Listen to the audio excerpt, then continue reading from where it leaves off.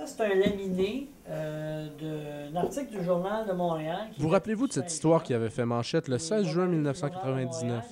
Un père de Longueuil, Dominique Larose, qui donne un de ses reins à son fils Julien. Quand j'avais 9 ans, ils m'ont greffé un rein. 9 ans plus tard, Julien ne va pas très bien. Il est en train de rejeter le rein de son père et doit subir des traitements de dialyse à raison de 3 fois par semaine. Je peux pas sortir, je peux pas, mettons, faire mes études normalement comme les autres. Faut que je vienne ici, faut que je prenne mon temps, faut que je sois patient. Puis ça, de la patience, j'en ai au moins, fait que ça m'aide, là. Au départ, les médecins avaient prévu que la durée de vie du rein greffé serait d'une 20aine d'années. Mais pour une raison inconnue, le rein n'a duré que 9 ans.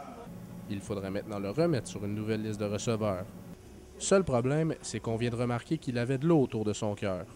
Les spécialistes n'arrivent pas à trouver la cause, et tant que ça ne sera pas réglé, il ne pourra pas recevoir un nouveau rein. On a de la peine de ce qui se passe en ce moment, que son rein n'ait pas duré plus longtemps. Puis là, ce qu'on espère pour lui, c'est de le mettre le plus rapidement possible en bonne santé pour qu'il puisse avoir accès à un autre rein.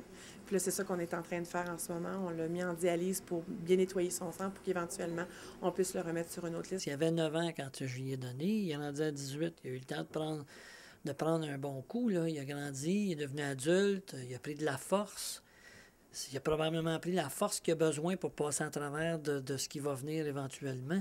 Au Québec, il est plutôt rare qu'un père fasse don d'un de ses organes à son fils. Bien, c'est pas souvent au Québec. On aimerait que ce soit plus souvent, je dirais. Mais dans le Canada anglais, c'est très, très, très populaire.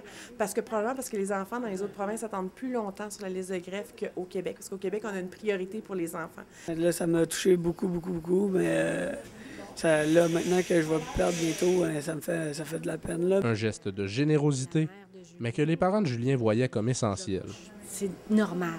Pour moi, là, la réaction que Dominique a eue de vouloir donner son rein, il n'y a pas d'autre chose à faire quand tu es parent d'un enfant. C'est sûr, tu veux tout donner. Tu lui as donné la vie, fait que tu veux qu'il ait la meilleure vie possible. Tout de go, je pense qu'à ce moment-là, j'ai dit au médecin, oui, mais s'il y a un problème de rein, moi, je peux y en donner un, là. Puis le médecin est parti à rire, évidemment, parce que le bébé, il avait à peu près 1,5 pied de gros, là. Puis mon rein, il avait à peu près la moitié du volume du bébé, là, tu sais.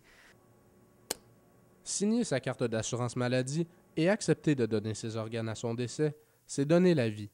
Un geste anodin dont la famille Larose réalise encore plus l'importance aujourd'hui. La famille qui a plus de misère, ça va déjà les aider beaucoup, beaucoup. Fait que c'est signer une carte, c'est pas long, puis ça pourrait sauver des vies même, là. Il n'y a pas de raison d'avoir peur. Quand on sera mort, on sera mort.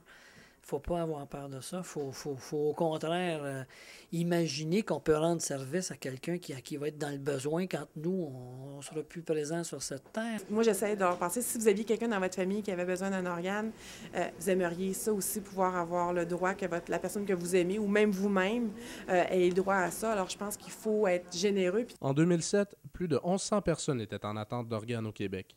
Si tous les gens décédés avaient signé leur carte d'assurance maladie, 10 fois moins de personnes seraient sur une liste d'attente aujourd'hui.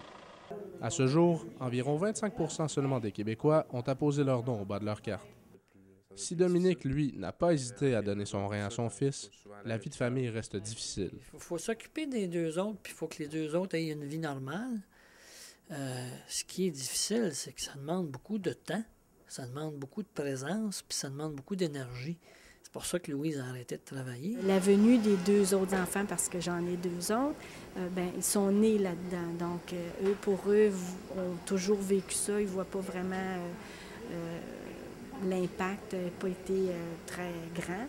La seule chose, c'est que, peut-être qu'ils ont un petit peu de jalousie parce que Julien a beaucoup d'attention. Donc, ils vont dire, pourquoi lui puis pas nous autres? Julien garde le moral et pour lui, le fait de devoir se présenter à l'hôpital 3 fois par semaine pour sa dialyse est maintenant un style de vie. Ce qui est plus difficile, par contre, c'est qu'il ne peut plus pratiquer son sport favori, le hockey. En fait, il peut patiner à l'occasion, mais sans fournir un très grand effort. Et quand il est sur la glace, ça lui permet d'oublier ses problèmes de santé. Ah ouais, j'ai le souffle perdu. J'ai pas de force dans les jambes, dans les bras. Quand je tire, j'ai de la misère. Mais ça va revenir, là. Et pour papa qui a entraîné son enfant pendant plusieurs saisons, ça fait du bien de le revoir sur patin. Ben là, il était temps, là. Je suis content de le voir. Hein? Je pense pas qu'il est si diminué. Il a diminué un peu, mais il n'a pas perdu son sens, là. Mais c'est sûr qu'on voit bien qu'il manque un peu de force. Mais c'est certain que la santé est en priorité.